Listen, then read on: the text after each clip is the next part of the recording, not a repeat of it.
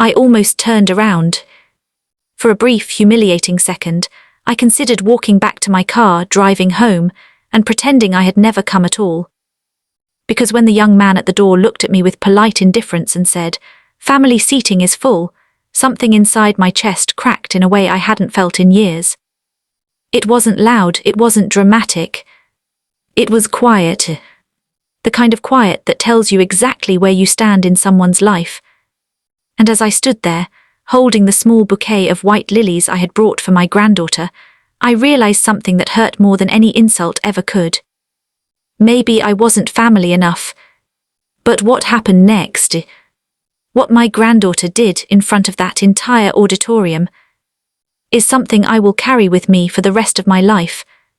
Welcome to my YouTube channel Whisper Stories, where silence speaks. My name is Emily Harper, and I am 62 years old. At 62, you think you understand what it means to be invisible.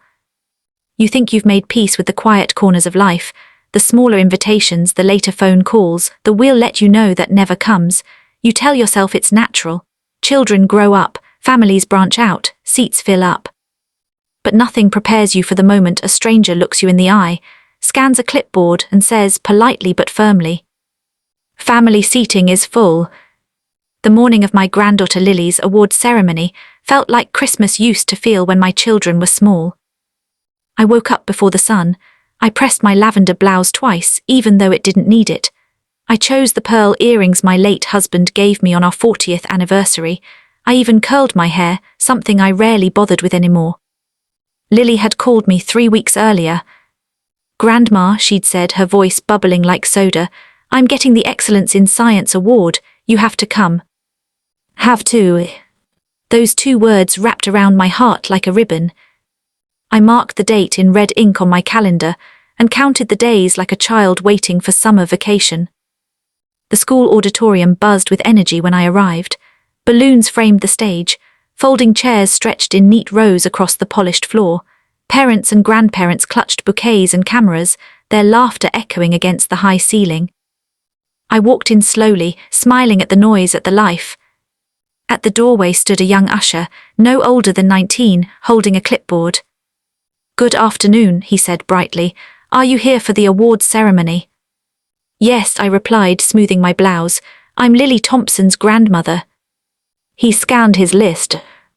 "Ah," he murmured, then his smile faltered just a little. "I'm sorry, ma'am, family seating is full." For a moment I didn't understand the words. "I beg your pardon." "The reserved family section," he clarified gently. "It's at capacity. You're welcome to sit in general seating at the back." I glanced past him. The family section was in the front rows, close to the stage, close enough for clear photos, close enough for Lily to see familiar faces when she stepped up to accept her award. Close enough to matter. I swallowed. "I'm her grandmother," I said, as if that might change the arithmetic of chairs. "I understand," he replied kindly, "but her parents registered 4 family seats. Those seats have already been filled." 4 seats. Her mother, her father, her older brother, probably her other grandmother, her mother's mother who lived only 10 minutes from the school. No one had thought to register a seat for me. I lived 40 minutes away. Far enough, apparently, to be optional. I nodded and forced a smile. "That's all right," I said. "General seating will be fine." I walked toward the back rows, my heels clicking softly against the floor. Each step felt heavier than the last. It wasn't about the chair. It was about what the chair represented. When Lily was born, I stayed at the hospital all night. I rocked her at 3 in the morning so her exhausted mother could sleep. I attended every preschool play, every birthday party, every awkward violin recital that scraped against my ears but filled my heart. I kept her artwork on my refrigerator. I memorized her favorite ice cream flavor. And yet here I was, row 12, seat 34. Not family. Just general admission. As the ceremony began, the principal welcomed everyone. Applause rippled through the room.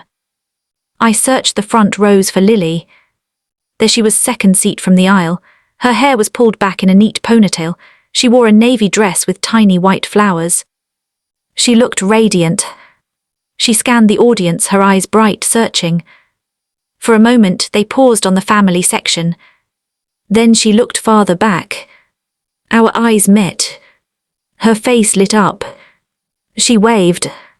Not a small wave, not a polite one. A big, unapologetic wave. "Grandma," she mouthed silently.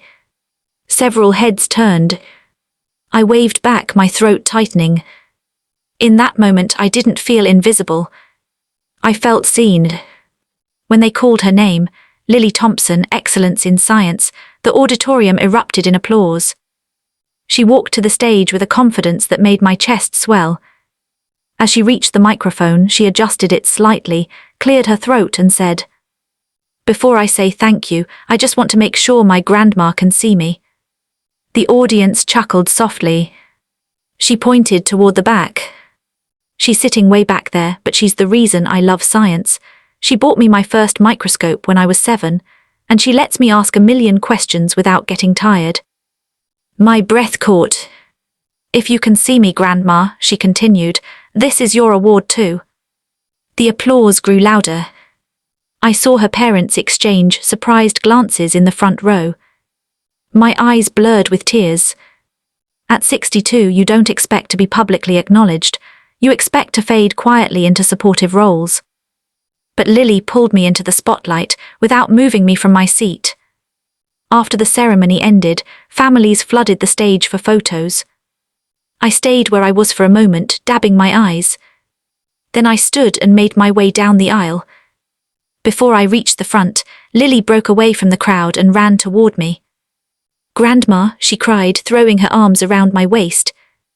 I hugged her tightly, breathing in the familiar scent of her strawberry shampoo. "You were amazing," I whispered. "No," she said firmly, "we were." Her mother approached, slightly flustered. "Oh, Emily," she began, "I didn't realize the seating would be so limited. I thought." "It's all right," I said gently. And strangely it was. Because Lily had done what no seating chart could undo. She claimed me. Publicly, proudly. Without hesitation.